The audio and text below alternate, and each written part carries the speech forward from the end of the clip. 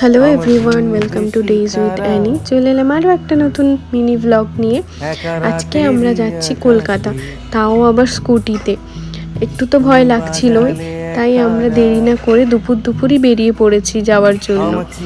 আর আমার খুব একটা ইচ্ছা ছিল না স্কুটি নিয়ে যাওয়ার, এতটা রাস্তা তো তাই ভয় পাচ্ছিলাম। কিন্তু এদিকে তো নিয়ে যেতেই হতো, কারণ সৌভিকের অফিস থেকে বাড়ি আসতে একটু ওর প্রবলেম হয়, সেই জন্যই নিয়ে যাচ্ছিলাম। আর এই যে শেরে পাঞ্জাবে এসেছিলাম চা খাওয়ার জন্য, কিন্তু আমাদের ব্যাড লাক ছিল, ওই দিন সানডে ছিল বলে প্রচণ্ড লাইন ছিল। চায়ের জন্য 1 ঘন্টা দাঁড়াতে হতো, তাই আমরা ওখানে না দাঁড়িয়ে অন্য একটা জায়গায় চা খেয়ে বেরিয়ে গিয়েছিলাম আর কি।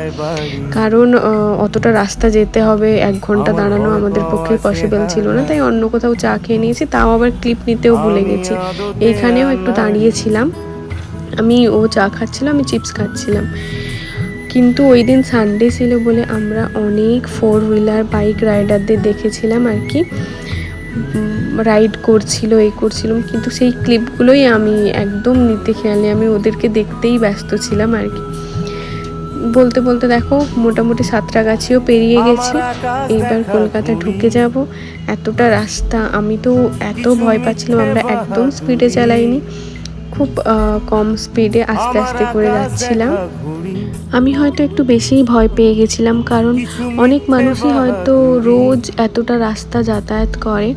আর এদিকে আমার পিঠ তো প্রচণ্ড ব্যথা হয়ে গেছে, এতটা রাস্তা তো অভ্যাস নেই আমার ভারী ব্যাগ নিয়ে যাতায়াত করার। তাই বাড়ি গিয়ে আর একদমই আমার রান্নার ইচ্ছা ছিল না।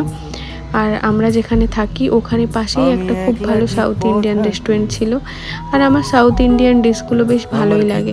তাই ওখান থেকে আমি রাতের ডিনারের জন্য নিয়ে নিলাম ধোসা, আর ও নিয়েছিল মোমো। এটাই ছিল আমাদের রাত্রের ডিনার। আমার ব্লগটা কেমন লাগলো নিশ্চয়ই জানিও কমেন্টে। টাটা, বাই বাই এভরিওয়ান, ভালো থেকো, সুস্থ